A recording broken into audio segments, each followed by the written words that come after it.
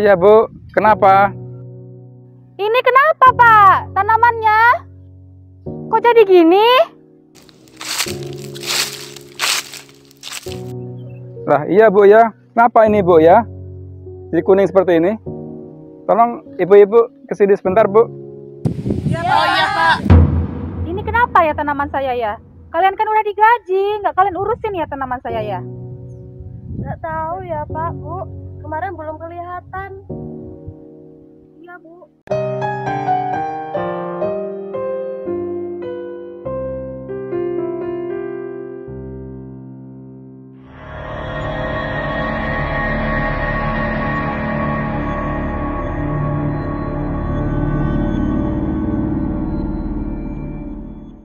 Sabar. Ini kenapa, Pak?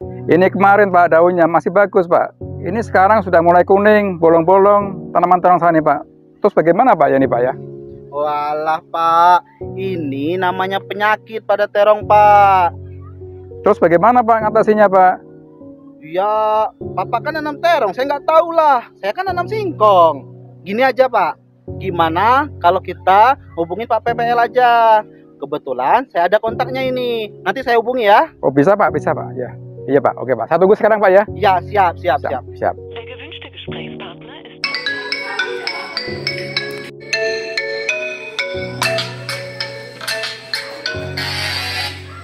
Halo.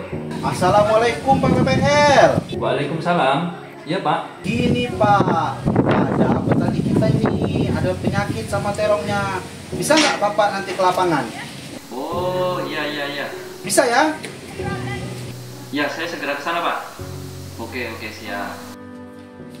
Menjadi seorang penyuluh pertanian merupakan pekerjaan yang sangat mulia.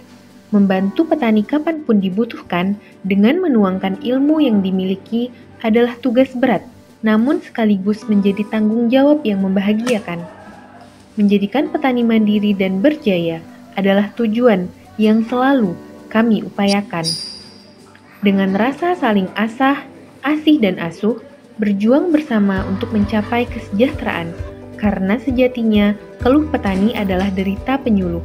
Sukses petani adalah kebahagiaan penyuluh.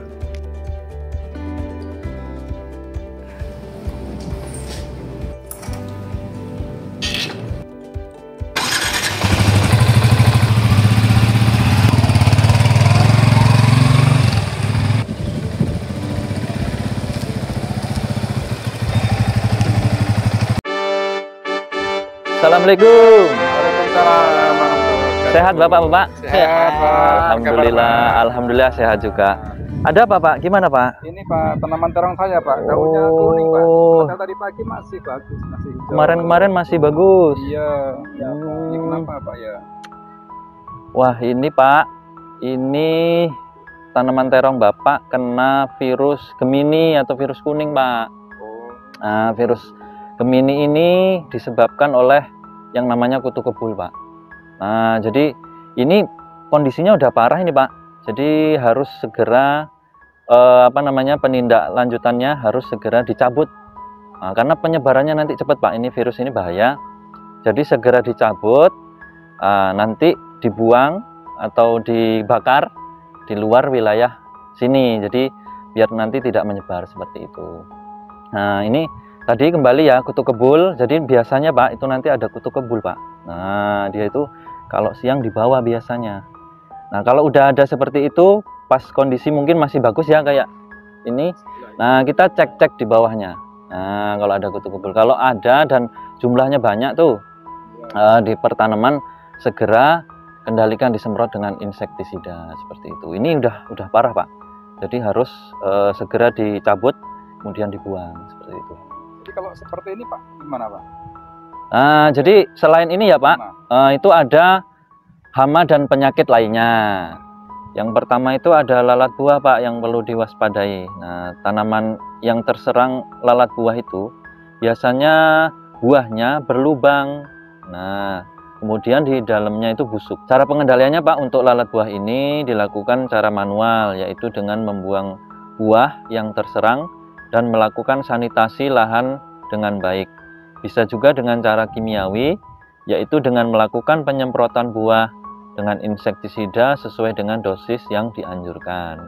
Kemudian Pak, selain itu juga ada yang namanya hama kutu daun. Nah, tanaman yang terserang kutu daun memiliki ciri daun berkerut dan mengumpul. Nah, dia mengkerut daunnya. Kemudian bila populasi tinggi, maka daun akan mengalami kerontokan. Pengendalian yang dapat dilakukan dengan pengaturan jarak tanam. Jadi jangan rempet-rempet Pak. Kalau terlalu jaraknya itu rapat, nah itu akan menyebabkan si hama ini berkembang biak dengan mudah. Kemudian memanfaatkan musuh alami. Jadi musuh alami ini nanti dia akan memakan si kutu, jadi musuhnya. Nah, itu memanfaatkan musuh alami yaitu dari famili Siripidae. Kemudian Pak, selain itu juga yang harus diwaspadai ada lalat pengorok daun Pak. Daun yang kena serangan hama ini biasanya dia itu membentuk garis-garis abu-abu yang tidak beraturan di bagian jaringan daun. Nah, kemudian yang terakhir Pak, yang perlu diwaspadai juga adalah ulat gerayak.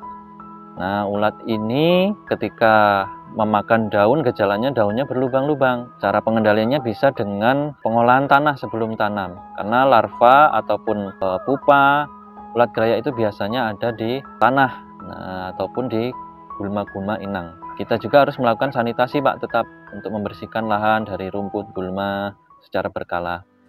Nah, jadi begitu ya Pak. Tadi sesuai penjelasan saya hama dan penyakit di terong. Jadi kita perlu waspada terkait dengan serangan hama dan penyakit itu. Salah satunya ini tadi yang kita temui, virus kuning, harus segera ditindaklanjuti seperti itu. Jadi sudah jelas ya Pak terkait dengan ya, oke. Jadi semoga nanti produksi terong Bapak tinggi dengan nanti ketemu harga yang bagus juga. Amin. Amin. Amin.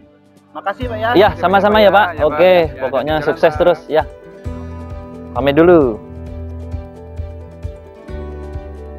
Oke Pak.